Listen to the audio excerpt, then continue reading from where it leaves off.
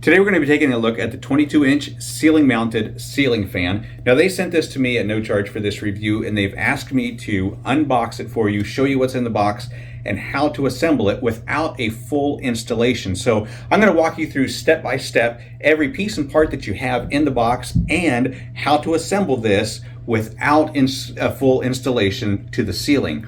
Now this is going to be your housing unit, and this is how it's going to look when it is mounted to your ceiling. This is going to be the top, and this is where our fan blades are going to be. In the box you do have 3 fan blades, and this is what the fan blades are going to look like. And then you got your mounting hardware, you've got a remote control, you've got your LED lights, and then you've also got your light cover, and then your remote sensors. To mount your fan blades, you're going to have to remove these screws that are up on the top. And then once those screws are removed, then you put your fan blade on, and there's 2 holes on the top of the fan blade, and you're just going to screw that in to those 2 holes. And that's the way your fan blade is going to look.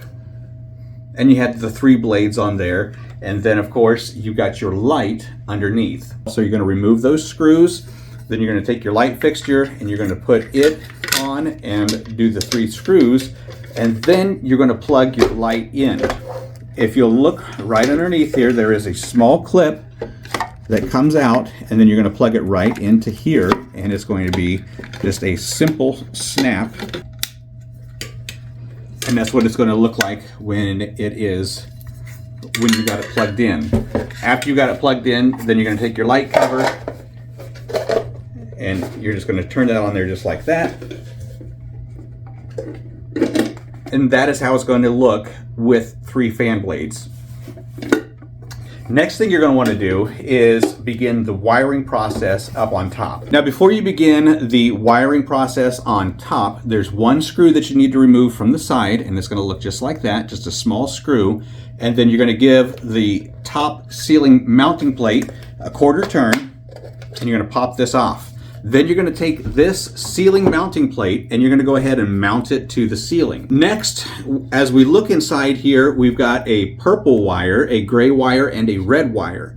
You're going to want to take your remote sensor and you're going to find those same 3 colors, the gray, the purple, and the red, and you're going to wire nut those together. And then you're going to take these 2 plugs right here and plug those in to these 2 plugs right here.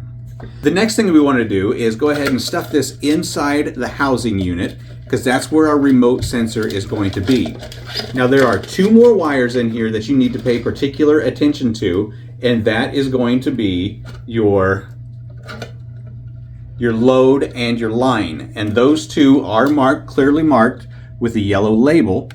And so make sure that those come out when you take this over to your ceiling, when you take it over to the ceiling mount. So from the ceiling mount, we're going to have our existing house wires come down through the ceiling mount, and then we're going to connect these 2 to our white and our black. And then we're going to take our unit and stuff everything inside and fix it to the ceiling mount, and then we're going to give it a little 1/4 turn to snug that up, and then we're going to put our screw right back in the side, and then we're going to turn power back on, and we'll be ready to go. We're going to have our 24 LED lights. We're going to be able to operate it from the remote control. Now there are batteries that come